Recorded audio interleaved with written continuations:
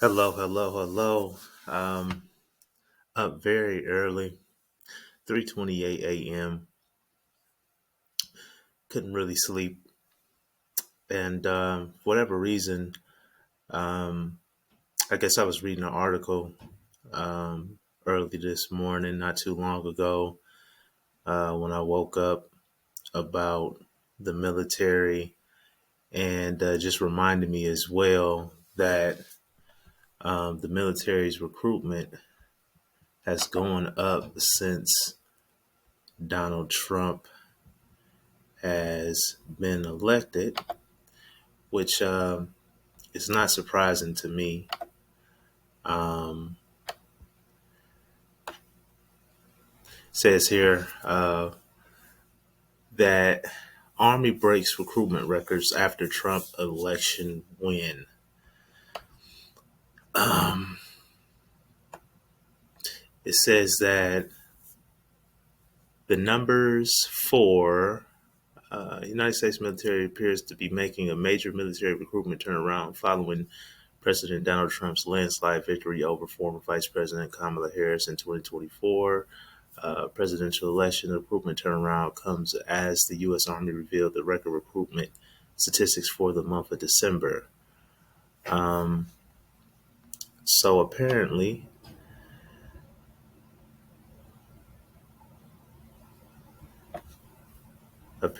there was a record set for the month of January. As it reads here, Secretary of Defense Pete Hegseth also celebrated the Army's recent recruiting numbers. Uh, in December 2024, the U.S. Army had its best recruiting number in 12 years. In January 2025, the Army hit its best recruiting number in 15 years.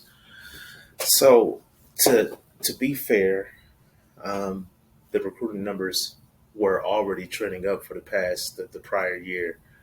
But as this article states, it's undeniable that recruiting has gone up even more.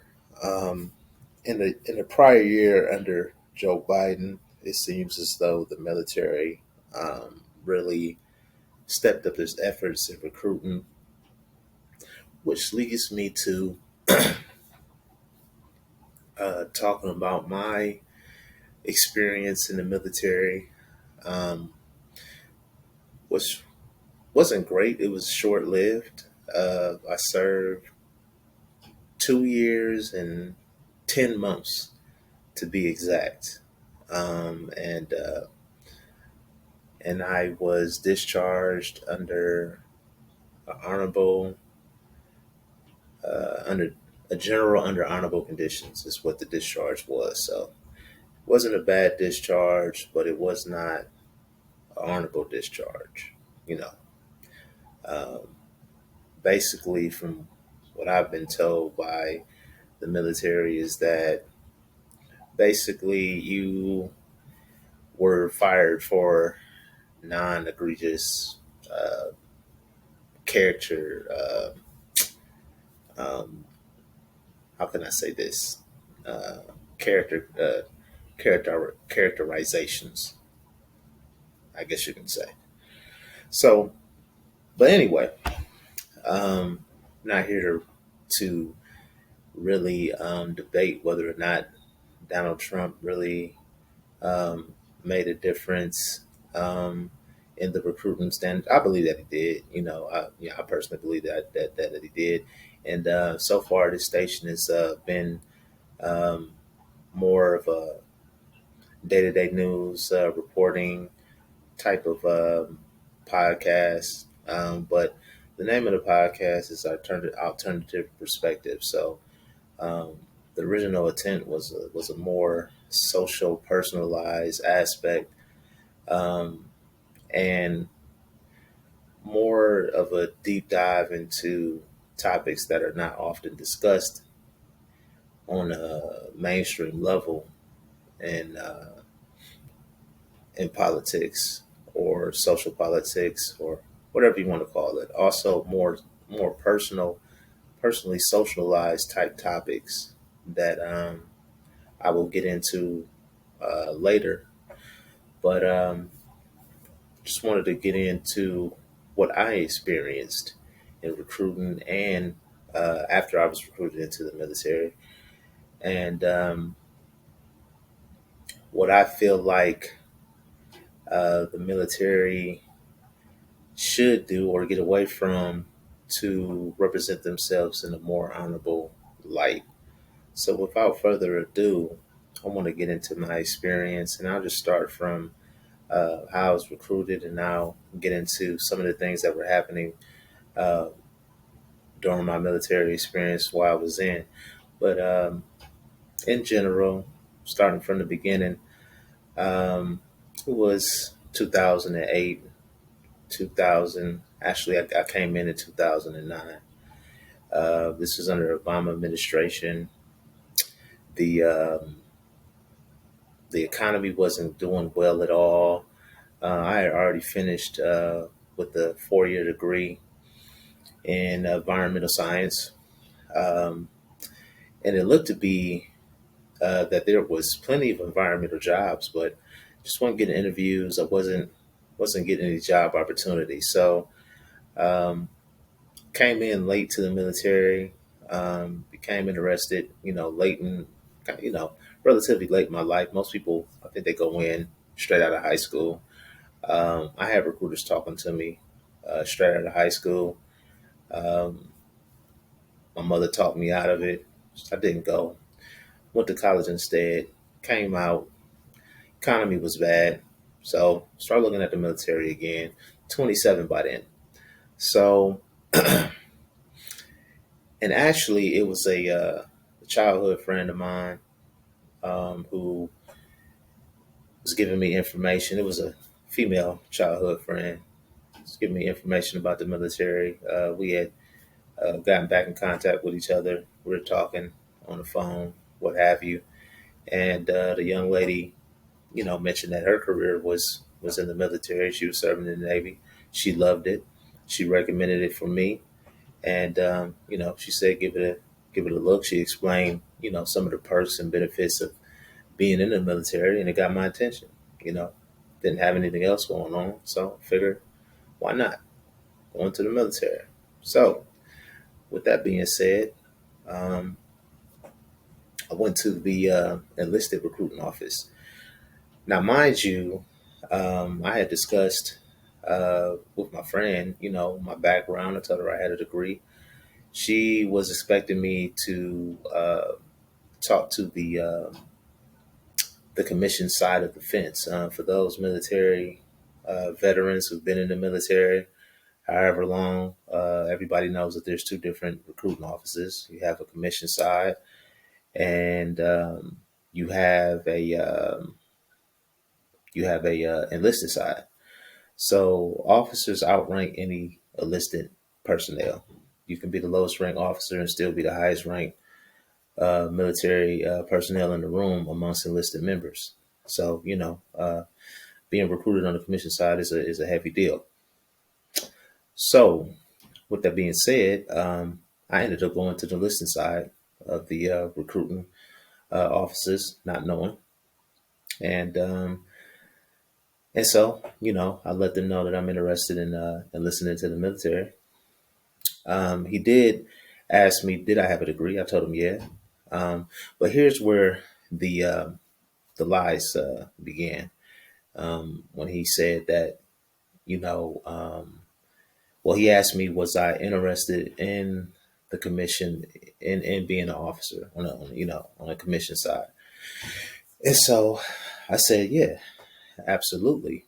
Because having a 4-year degree would give you the minimum requirement for applying, along with the exam that comes with being recruited on the commission side. So, anyway, the lie came in when he said that I will take your information over to the commission side and make sure that gets done. This was all a lie. Um, it was really just sending me around the bend, as I like to say, and basically it was just smoke and mirrors. Um, just all talk to get me to sign the paperwork. And his whole deal was to basically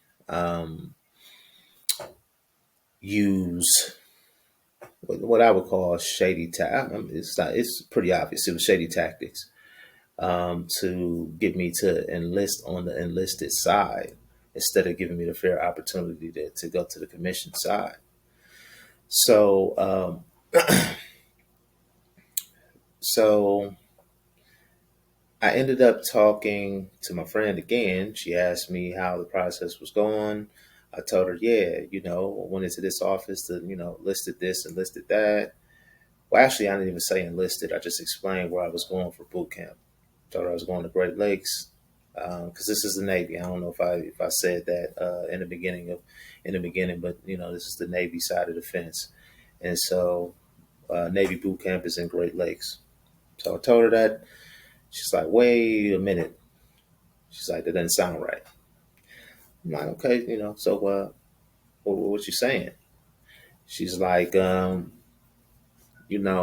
recruiter is lying to you. And I'm like, okay, so how so? She's like, well, based on where they're telling you you're going, I already know that that's not um, commission boot camp. She's like, but commission boot camp is in Rhode Island. You need to go to the commission office and, tell them you want to apply for commission. And so um, she even put me on the phone with another recruiter that she was close friends with, give me the rundown. It's like, yeah, this is the way it goes. And, keeping it real with you because, this young lady is a friend of mine and, I'm not going to screw you. So, and I'm going to tell you straight up how this process works. And so he told me the rundown. And so I ended up going to the commission side. And the first day I went, it was a civilian secretary working there. The reason why I know now that it was a civilian secretary is because civilian people wear civilian clothes at these commands, these bases, or whatsoever. Military personnel are always in uniform at work. So um, the lady explains the whole process, sends me home with some literature. She says that you need to study for the exam that you'll have to take as part of the application. She said, take your time because it's college level mathematics, so forth and so on. They even had aviation questions on there. I had no experience with aviation whatsoever. But she said, you can come back tomorrow and you can talk to the supervisor. Supervisor, now that I've been in the military, I know that the supervisor uh, or supervisors were enlisted chiefs based on the uniform and the and I think if I remember correctly, I think it's the insignia. They wear uh, I think it's called file anchors on their collars. This is how you know. This is how you can decipher the ranks. So these were chiefs. Their uniform was peanut butter. They had black jackets with peanut butter um, uh, khakis, and so that's how after going through the military experience, that's how I know that they were uh, chiefs. So anyway, I come back the next day. Got my mother with me. I told my mother about the situation. She wanted to come with me. I guess watch my back or whatever. So got my mother with me, and off the bat, they tell my mother to go home. Now, usually, what was strange about it is, normally my mother wouldn't even listen to anything like that. After I explained what was going on, these guys were acting kind of shady, you know, coming over here to, to get what's mine, basically, to get treated fairly. I don't know how they were able to talk my mother into going home. But anyway, talking to go home. Now, yeah, I'm a grown man or whatever. You know what I'm saying? I'm not saying that I absolutely need my mother in the building. I'm just saying we came together, with with um, with a certain intention, and normally. My mother can't be talked out of that. But anyway, she goes home. Um, and so these guys who are enlisted chiefs um, talked me into taking the test on the spot. They're like, hey, go ahead and take the test right now. Now, mind you, the civilian secretary um, had already said, take your time, study this. This is something that you need to study. And then once you're comfortable with the material, you come back and schedule your test. Well, as soon as I come in, they're like, for some strange reason, I allowed them to talk me into taking the test right now. I think what they were hoping was that me being unprepared, that I would have failed the exam. And so I got lucky and passed it. It wasn't a high score, but it was a passing score. So once I got done taking an exam and I passed it, then they went to, well, this is a low score. They probably won't accept you. He's talking about the board. When you go into the recruitment side on the commission side, your application comes before a board, and so they're like, they probably won't accept you. And I'm like, I told them I don't want to go by probabilities. You know, um, if I pass, I pass. I want to send up. So um, when I got done taking the exam, or yeah, I get done taking the exam. They tried to talk me out of sending the application up. I wasn't hearing it. Said send it up anyway. What was what happened next? Let me know that they were just determined not to allow me to enter that side of the fence in the military, whatever reason. Maybe it was, maybe it could have been some racism in it. I don't know. I'm not going to assume that because I don't know that for sure. All I'm trying to say is that the whole experience was shady, because the recruiter on the listed side was black anyway, So I'm a black male.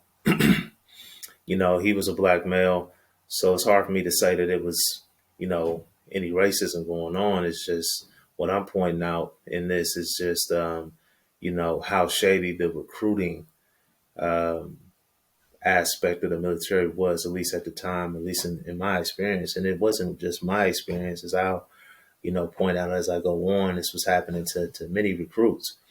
And I'll tie everything in together. What this has to do with the current leadership and everything like that. But anyway, um, after we discussed still turning in the application, I was very disgusted to see that the listed uh, personnel that was recruiting me on the listed side who told the original lie, and also I didn't include in the story that I had already told the commission side that I had been lied to. I let them know that I was aware of that.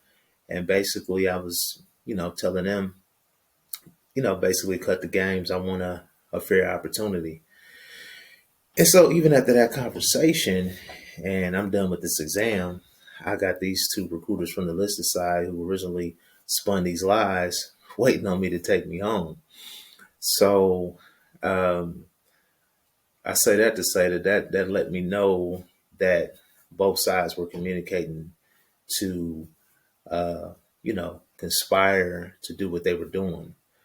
And so, you know, I blame myself a little bit because at this point I was aware that, these recruiters were using shady tactics. And so I also was aware that even though I had signed some papers that until I was sworn in, like, when you're in the military members know that there is a depth and out process to go to military boot camp. Regardless of what branch you're in, you go to a command station when you're depthing out and you're waiting. You're waiting. Your wait time can vary from a couple hours to all day long to catch that flight out.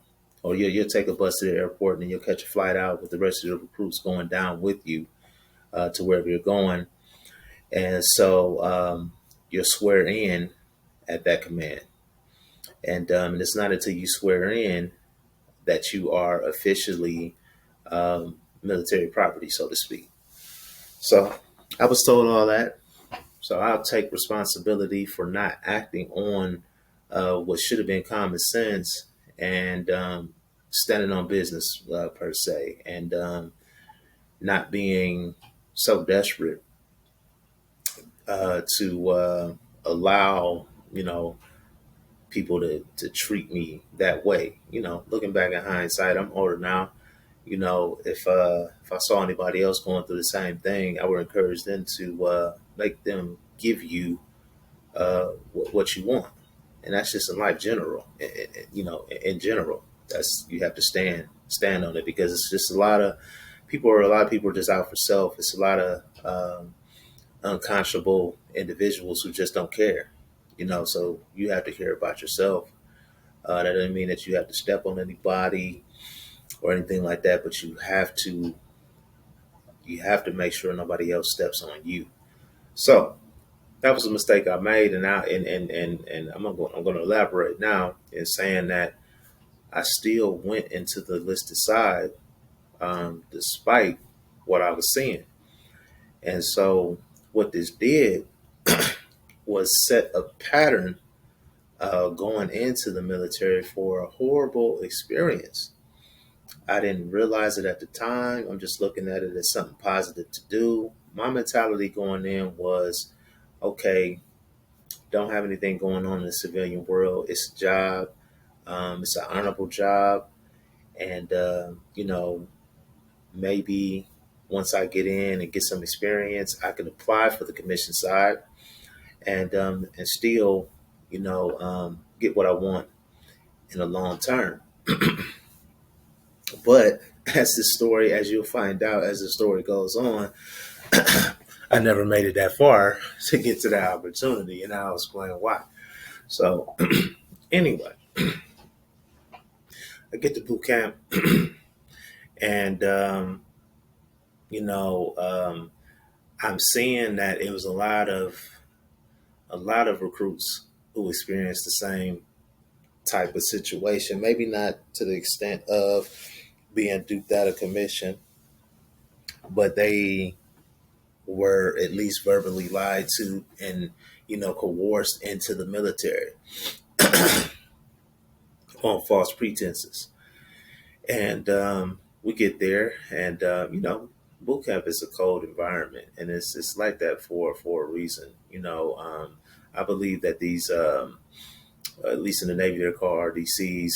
I think in the Marines they'll be called drill sergeants, and basically, to put it in layman's terms, these are the military personnel that's in charge of you while you're in boot camp. And so I think they're trained to be harsh because the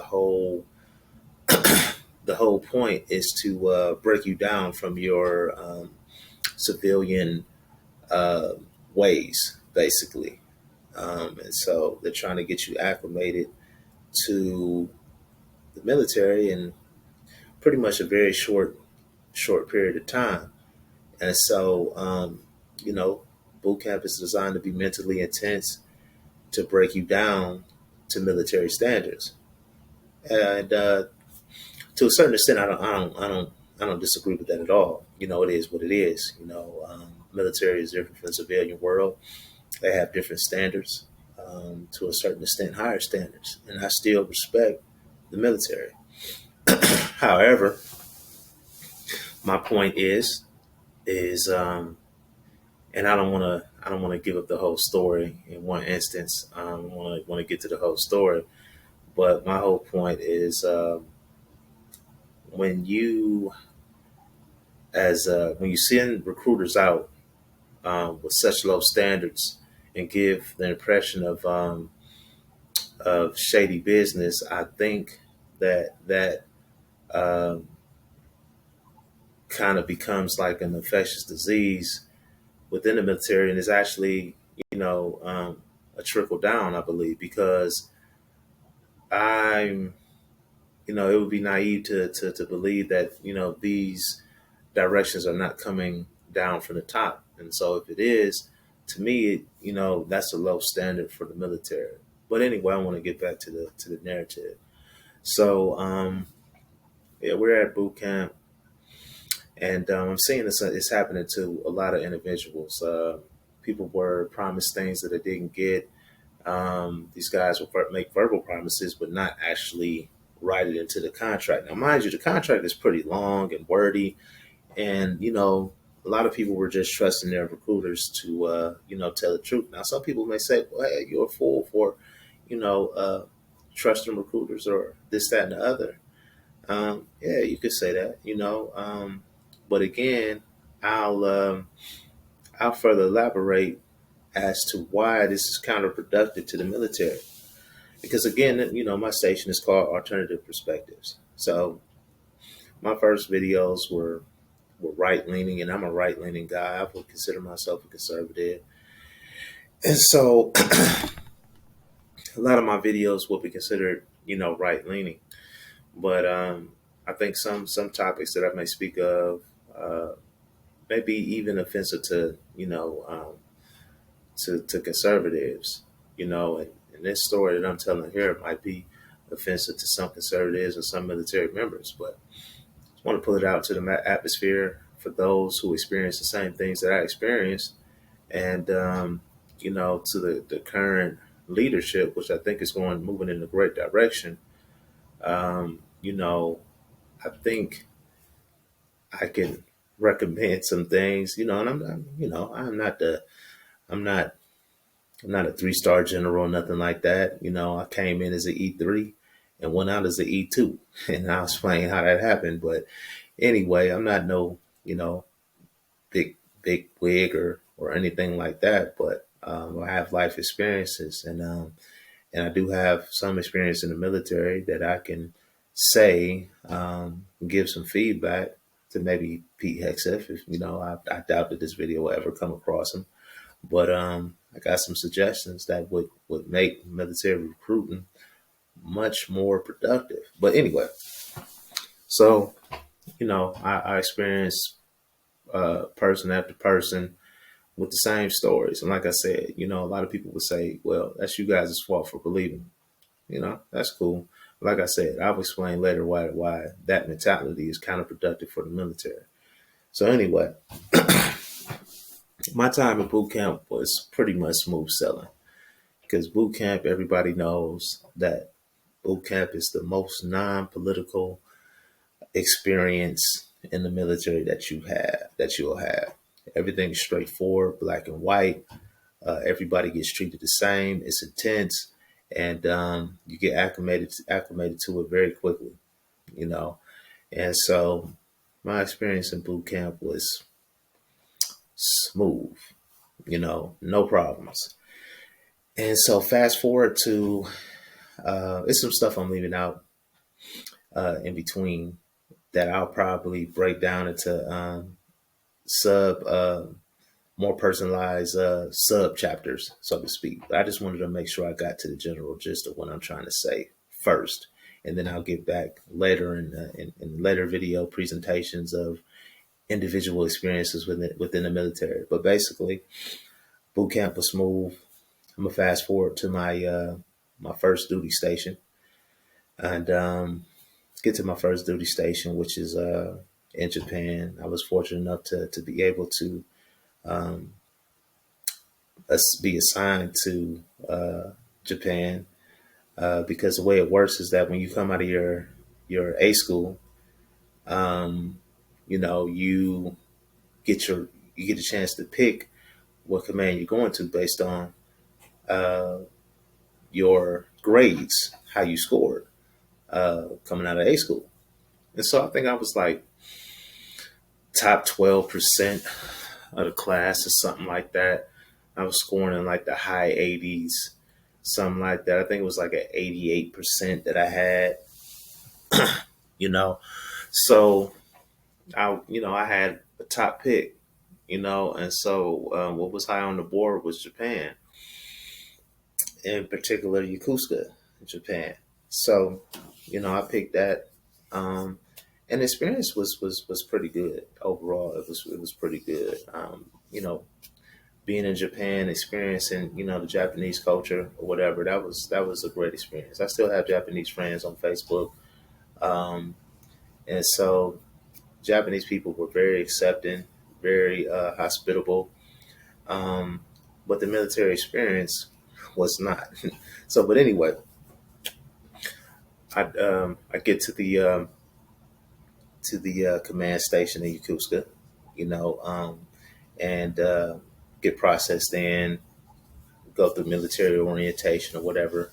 Everything is going pretty good um, within my first, I say, month, you know. Um, but after that, once I really got into the job and actually start working, um, I was a corpsman with a dental assistant dental assistant's specification. So I was working in a dental clinic, and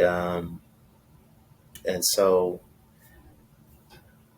within that first week of working, I started noticing certain things.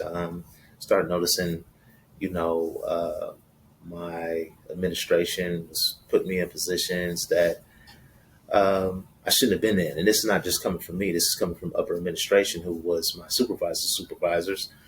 Like, one time, supposed to be on watch, but you're supposed to, get assessed to make sure that you're, up to par on, your skill level that would only be acquired through training, on the job training. And I hadn't had certain trainings yet, like X-raying people and the whole triage of being in a dental clinic. So I'm on watch, and a gentleman comes in with a broken tooth. He's in a lot of pain, whatever, whatever. And so I'm here by myself. There's always a officer on call, and you're supposed to call them and let them know what the situation is. And I hadn't been briefed on any of this. They just stuck me on uh, on watch. And so, I'm trying to do what what I thought should have been done, but I'm like hurting this guy. He's in pain. He's upset. He's like, "What are you doing? Have you ever done this before?" And I was honest when I'm like, "No." He was like, "Well, don't touch me." Then he's like, "Get somebody else that knows what they're doing." And I can't really fault the guy at all for being frustrated. So get the officer on the phone. He comes in.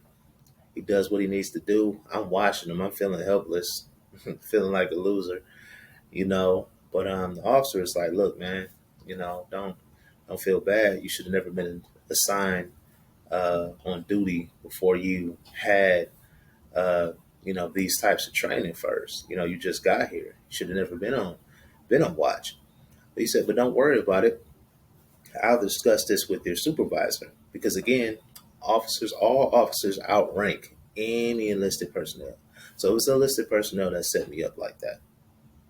And I'll explain later why this was a definite setup. So I'm getting to it. Stay with me. Bear with me. I'm gonna try not to be too long-winded and get straight to the point. But anyway, um, looking back in hindsight, this was the first of many what I would call harassments. Um, and I'll explain later why they were harassing. So, but anyway, um, on top of that, I noticed as well is when I was on break or something, you know, people would ask me questions like the police would profile people on the streets. I'd be on break. I would, be walking through the clinic, having conversations with, my peers while I was on break, just like anybody else would. It was very common for, people who worked in other areas of the clinic to come to other areas and talk to their friends and peers in the break rooms and so forth and so on. But when I do it, they're like, "Why are you over here?" And this, that, and the other. like I'm some type of criminal. Mind you, I hadn't gotten in any trouble or anything like that. I had a clean slate. And so I'm just wondering, what's going on. Plus, on top of that, I was participating in the base football team. You know, football still my number one love. Don't watch it as much. I don't think pro sports is as entertaining as it used to be, so I don't watch it as much. I'd say it's neck and neck with boxing. But anyway, I was participating in that. It was a full contact football league, full pads, 11 on 11. And I was like, hey, this is another chance to play football. And so went out for the team. It really didn't cut anybody, but I did manage to make it to a starting position at wide receiver. I was the number one wide receiver on the depth chart.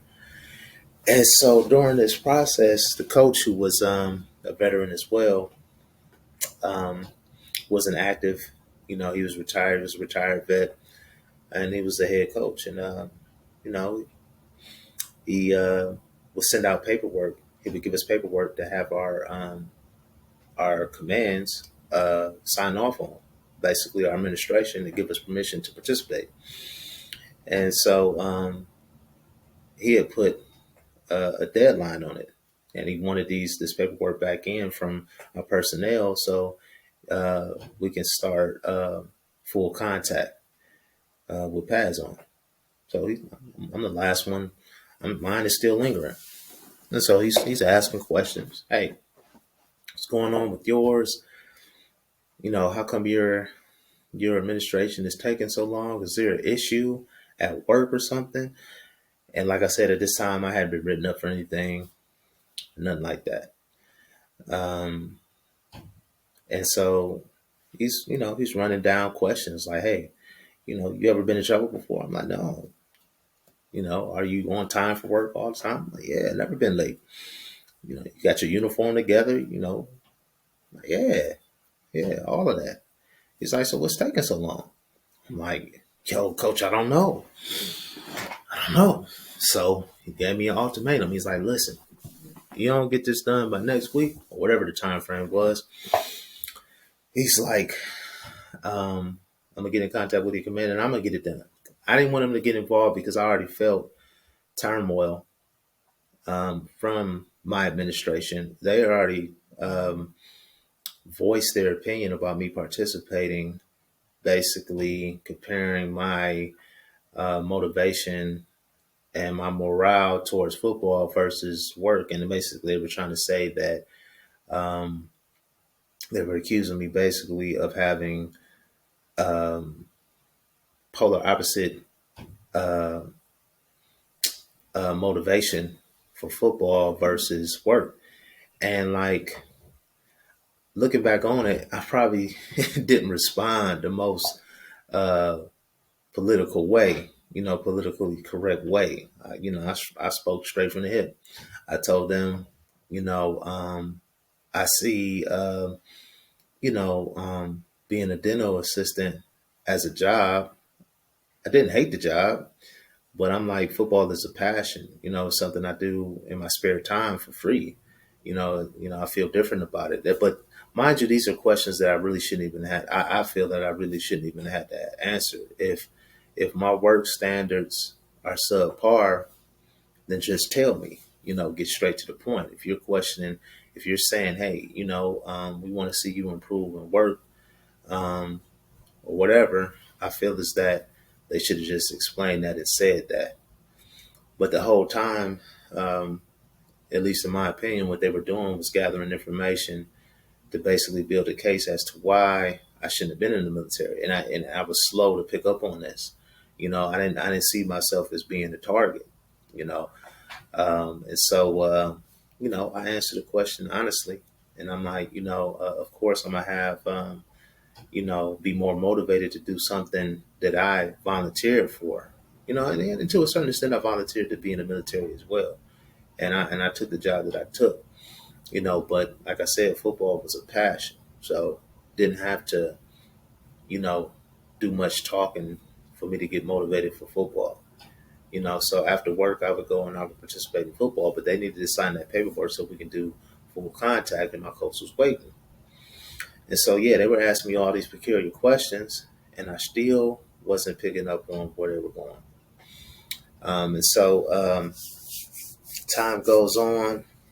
I get more efficient at work. They had moved me around several times, um, you know, and which I can't say that that was a bad thing because they had me in oral surgery.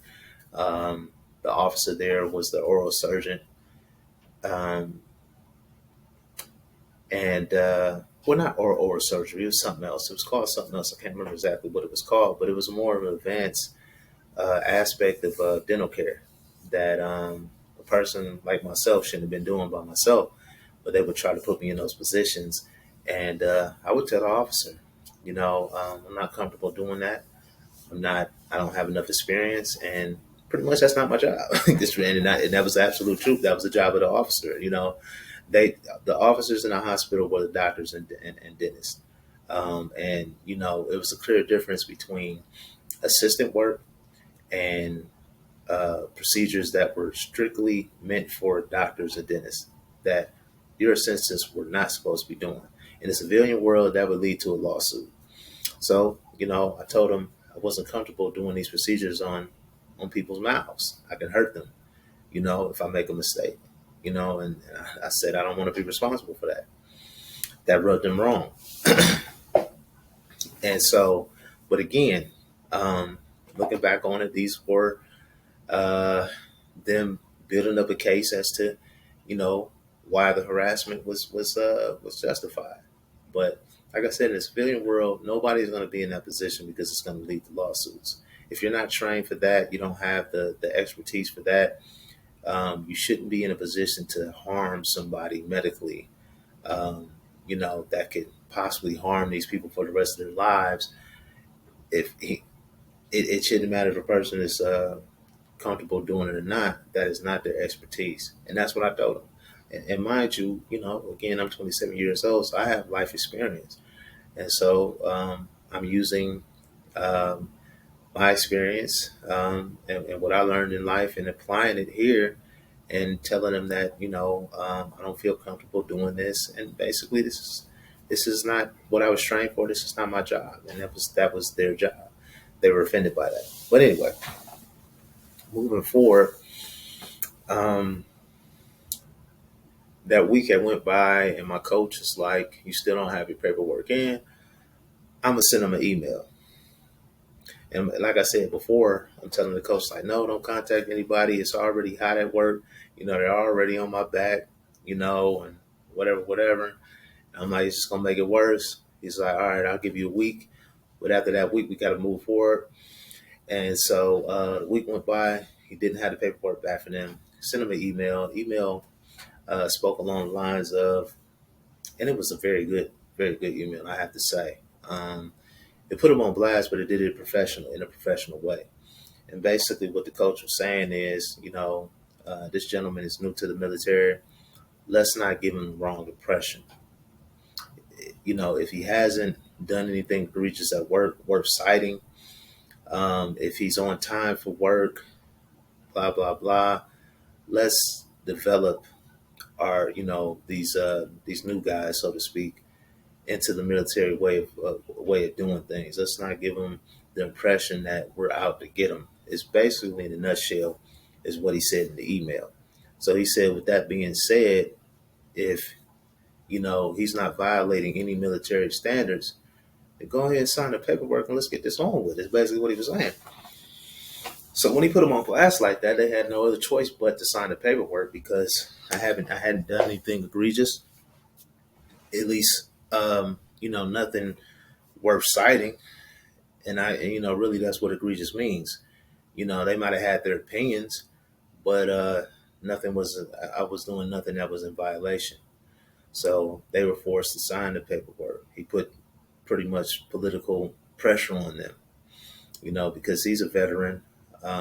He retired as a master chief, so he was up there. You know how the game goes, and so he put political pressure on them, and he forced them to sign the paperwork. So I was able to participate in football or whatever, and but fast forwarding, um, things continue to escalate.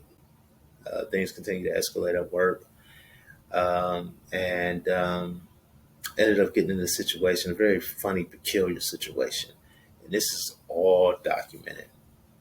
But anyway, in the military, it's very common for you to do physical exercise, preferably in the morning. Um, and so every now and then we'll do what we call PT, uh, physical training. And so we, get up in the morning, we'll work out. And our chief of our administration will have us work out pretty close to time to muster. Time to muster is basically being at work and checking in, everybody at attention to check in and basically sound off that you're here on time. That's what muster is in a nutshell. So we'll finish PT with not much time to get showered, eat, and muster in. So what a lot of people would do was they would finish their workouts. We'll work out together, and then we'll get some time to work out individually. But we could not leave before the allotted time was up. We supposed to have stayed there. So by the time we leave, we only have maybe a 30-minute window to walk back to our barracks, get showered, get down, um, and eat breakfast in the galley, and muster in the work. So what most people would do was, go back to the barracks, get showered, muster first, and then go get breakfast.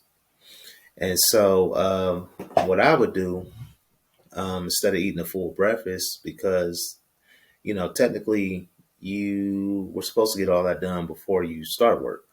So to make sure I wasn't impeding on work, I would go to the galley and grab something on the go, like a banana and some orange juice to go. And so a group of chiefs were sitting at a table. They're eating their breakfast. The galley is closed at this time. They're eating their breakfast. I'm getting mine to go. And I had already asked permission before. Was it okay to come in when technically the galley was closed? And it hadn't been closed for an hour or anything like that. It had been closed 2 to 5 minutes. But I would ask in times before, and the military personnel that worked the galley, they would get, kind of annoyed by the question. Like, look, man, everybody comes in here and gets stuff, man. After we close, man, and it's not like you're trying to, get a full meal. It's like, they're like, you don't need to ask me about a banana and some orange juice to go. Like, man, just get your banana and your orange juice and be on your way. You don't have to ask me for that. So that's what I started doing on this particular day. The chief of my administration was sitting at the table with some more chiefs, and they singled me out. Galley is closed. Mind you, they're still eating. Galley is closed, and you can't get anything out of here after the galley is closed. So you gotta put that banana back and throw away the orange juice. And I thought this was highly egregious. So um, you know, could I have just followed directions and went hungry? Yeah, could have, but I didn't think that was humane. And many others didn't either. And so this was another what I would call singling out. But anyway, I chose to be rebellious. Told them no, uh, and I'm like, I'm about to take this back, and go back to work. And so they threatened, called security, blah blah blah, and ended up getting in trouble. So ended up going to uh,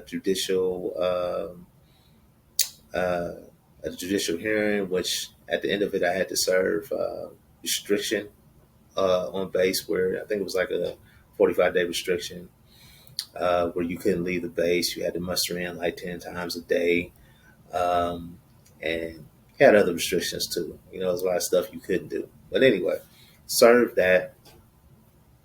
At the very end of that, um, You know, uh, someone comes to tell me about another incident that I had gotten into with another Master Chief about a uniform that was very petty. It was a uniform I was supposed to be wearing. It wasn't up to me. I was ordered to wear it. Tried to send the message up through the ranks. Um, and could I have handled it better? Been, maybe communicated a little bit better. Looking back on it, yeah, you know.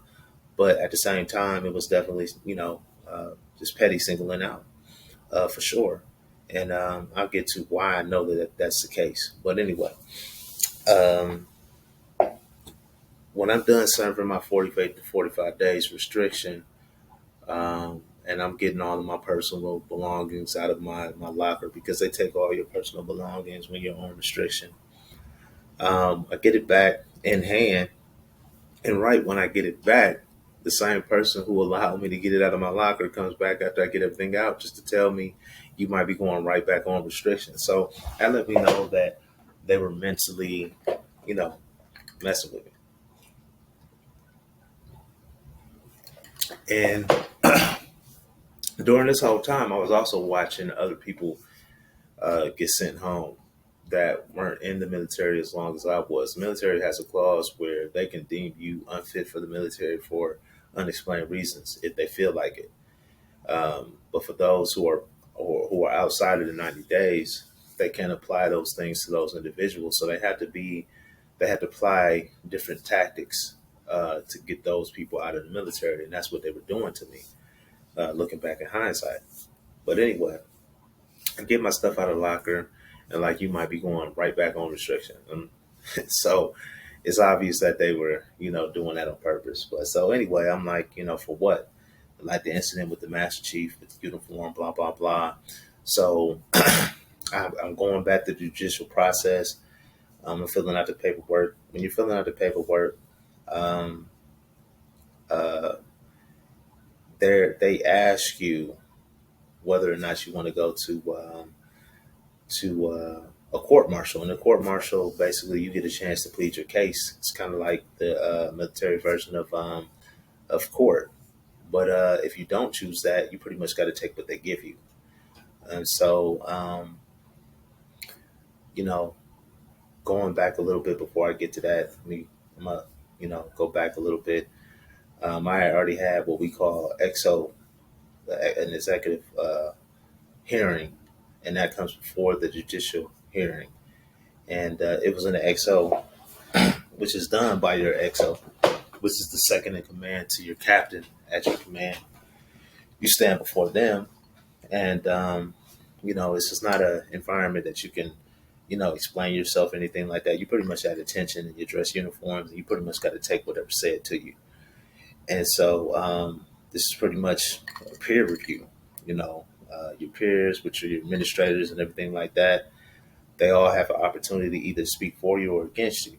And so I'm in a situation where everybody is speaking against me. And in that hearing is when I heard how they felt about me coming in under the circumstances that I came in, which meaning that they knew that, you know, I was duped out of officer recruiting, which I explained to them. And I only explained it to them to let them know that, that's high on the priority list if it's attainable. And so the whole time, this is politics, whole time, they're making mental notes. They didn't like that apparently. And so in the XO, they are, saying, and this is a chief who I thought I had a close relationship with. He says, that I was never interested in being on the enlisted side or coming in the Navy, period, because I got duped out of, being an officer. So it's like, when I heard that, I'm like, I can't win for losing, man. It's not something that's in my control now. When I came in, I specifically told them that I'm interested in enlisted programs and commission programs. No matter, trying to excel. That's a conversation that I had with them. But I said, if it's an opportunity for me to still become commissioned, I would like that opportunity because I did miss out on that opportunity. But they apparently didn't like that. So in the XO, that was all coming out, in that executive hearing, that was all coming out, that that particular chief and everybody in the room felt the same. Is that I never gave the Navy a chance. I came in with the derogatory, you know, thought process or whatever you want to call it, and I never gave the Navy a chance, which was not true. You know, I was all about any opportunity that would come my way. I will admit, along the way, based on the way I was being treated, my morale did drop, but I did not come in that way, which was a lie that he told, which I was very astonished because I thought we had a better relationship than that. But that just let me know that, you know, at least at my command, I couldn't trust anybody. So, but it all came out that you know, all of this, what I call harassment, that's what it was about. They were trying to see, you know, if me being duped out of being an officer was on my mind. Which when I came in, I was really, I was honestly happy to have the opportunity to be in another country serving in the military. Yeah, you know, being duped out of the officer, you know, recruiting, you know, stung, and it was in the back of my mind. Of course it was, you know, but I told him I wasn't going to let that stop me from, you know, looking at other career paths in the military. And I was very interested in it, you know. So, you know, I felt like, you know, I felt backstabbed, you know. So, but anyway, um, as time goes on, I chose to go the court martial route. What they ended up doing was talking me into going to a barracks class. And this was another strategy to buy time for them to figure out how they were going to handle me going to court martial to plead my case, because obviously it would have made them look bad. I had all types of documentation, um, and I was going to fight for myself. And they wanted to make sure that that didn't reach court martial. So what they did was they distracted me by asking me to go to a barracks class and telling me that, you know, this would give me the opportunity to politically, you know, make it straight. It'll be a good look, even though you don't agree that you need a barracks class. You know, you feel like, you know, you've been singled out or whatever. Just do this just to smooth it over. This is so that you're, you know, willing to compromise just a little bit. It'll look good. This is what my current supervisor was telling me. So I do it, and you know, I think it was probably about a 2 week course, something like that, and I did very well. You know, the instructor was pleased. It's like, hey man, you know, basically felt like I was going in the right direction, and I already had a relationship with him anyway. He was a Marine, a Marine veteran, and he was surprised that, you know, I was going through the things that I was going through. He felt like I was a, you know, a good uh, military person, you know, and you know, he was like, you know, it's kind of unfortunate you got to go through the things that you're going through, but you know, maybe you should have been a Marine, you know, and you probably wouldn't have to deal with, you know, some of the things that you dealt with. But anyway, had no problems in that class. Did very well in that class, and I thought that, you know, we would be able to, um, you know, put everything behind us. But when I got out of the class, I had my walking papers uh, to be dismissed and discharged from the military on general under honorable conditions discharge. You know, so basically they were just taking that 2 weeks to buy time on how they were going to frame up the paperwork to get me out of the military and send me home. You know, so my overall experience in the military was a very shady experience, and I know it's been that way for many people, and you know, those people who got treated like that, they really don't have a voice, you know, so forth and so on.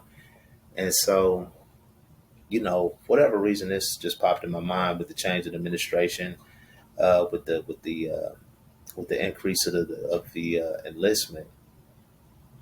with the Trump administration coming in, it kind of prompted me to make this video to say, and this is my end point, is that along the way, I think with this Trump administration, the reason why those numbers spiked like it is, even though they had already been going up that whole year anyway, but there was a considerable spike after Trump got elected. And the whole thing is that when people are motivated and they trust leadership, they're going to want to serve their country. And my point is that when your leadership ups their standards in the military, people are going to follow behind. That's just the way it is. So what I'm saying is that I'm suggesting that the military ups their recruiting standards and stops the shady business in recruitment, because all it's going to do is just going to waste time and money for the military, and it's going to harm the individuals who may or may not have been cut out for the military. And that's, to me, that's okay.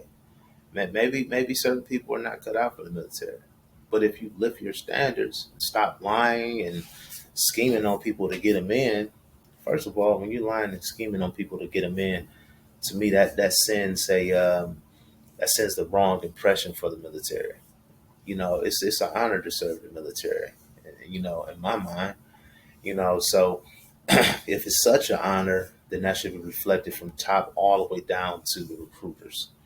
It should be strict standards for what these recruiters are telling people, because they shouldn't be allowed to lie to people to get them in. And then when the military deems that these people are not fit for the military, that they can just treat them any type of way, when it's their fault that they duped these people into the military in the first place. You lied to get them in. So in my mind, if you want to see yourself as honorable, you have to be responsible.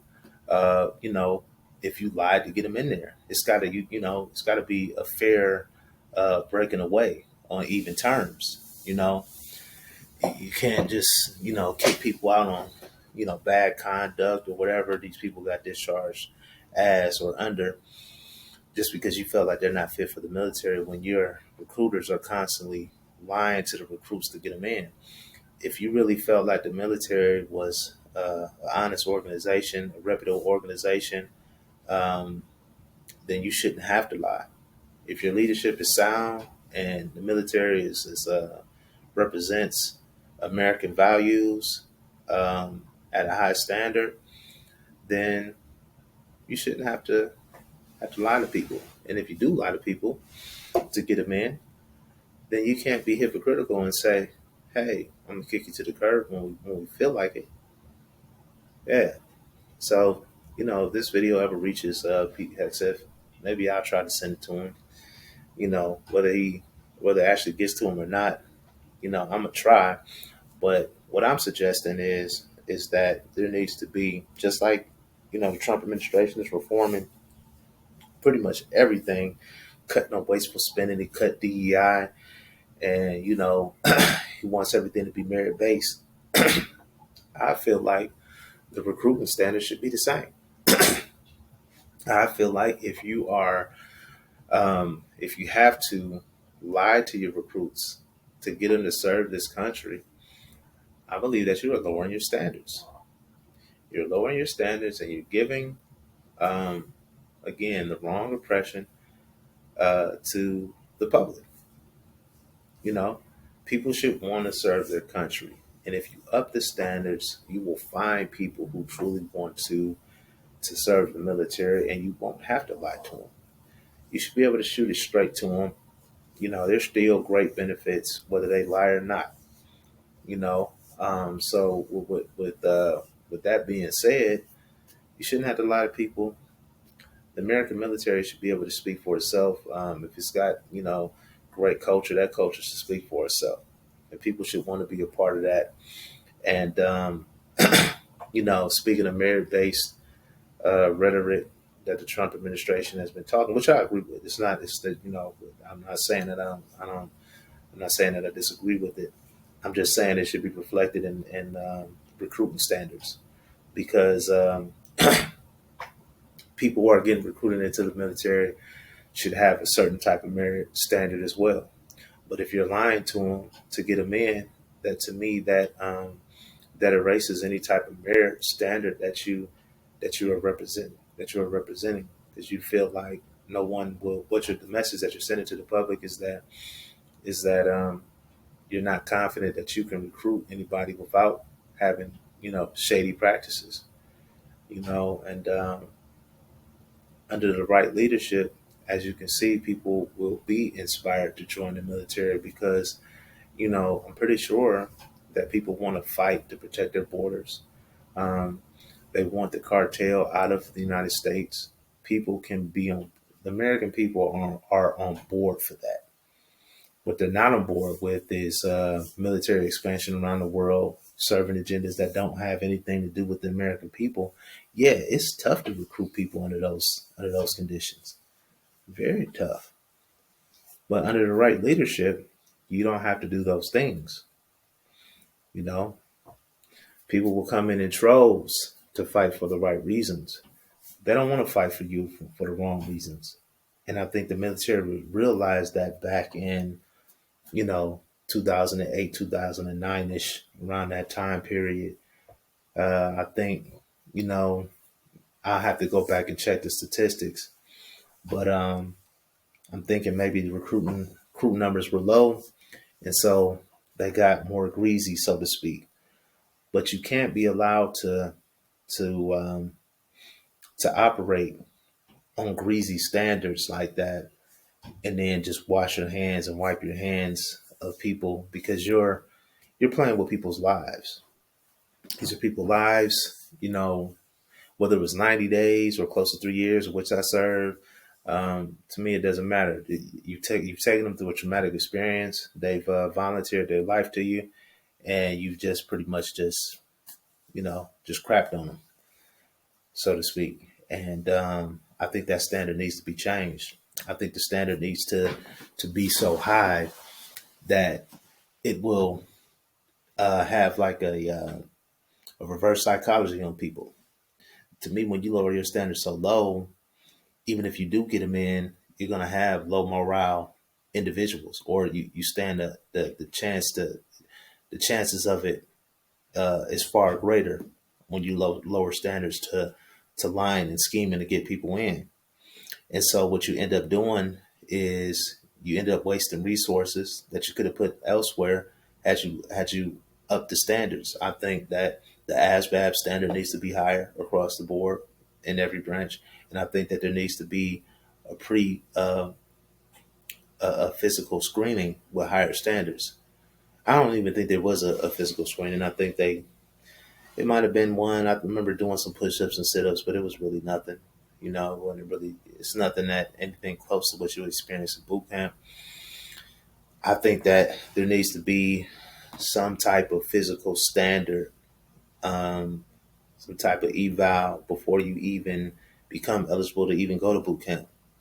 Things like that will send a stronger message, and you'll the retention numbers I believe will go up because the message is being sent. It's if you operate like that, the message will be sent to the public as if it's an honor to serve the military. We're not looking for everybody. We're looking for specific people who actually want to be in the military, and those people are going to stick. It's a win-win for everybody. The morale will be better. You wouldn't have to convince people. You wouldn't have to convince people of anything. You know. So, um, that's my take. When I'm out in the streets, you know, um, I'm in a cold weather state of Ohio, Northeast Ohio, and I just happened to be going in the store. I needed a skull cap to put over my head to keep my head warm and my ears warm. And I saw a thick army knit cap, and I wear it, because it's a warm cap, and it's just remarkable when I run into other veterans and how their morale is so much different from mine, and I just don't resonate with their morale. Not to say that that their experience wasn't genuine or whatever. I'm glad that they did have a good experience, but mine was drastically different. And so when they see the army hat, they often say, you know, you're in the Navy, why are you wearing an army hat? You know, I was never, um, so to speak, sold out for the Navy like that because I never felt that camaraderie with them. So a hat is a hat to me. Don't matter if it's Army, Marine, or whatever. I never felt like that. So they're kind of surprised to see me wear an Army hat. But this is why. Maybe if they change the standards, um, everybody would feel like these guys that I'm encountering. But there is a population within the American population that has experienced the things that I've experienced, and they're having trouble recovering from it mentally. And so I never got any real closure from it. When I came out, I also had some more bad experiences where, there's a program.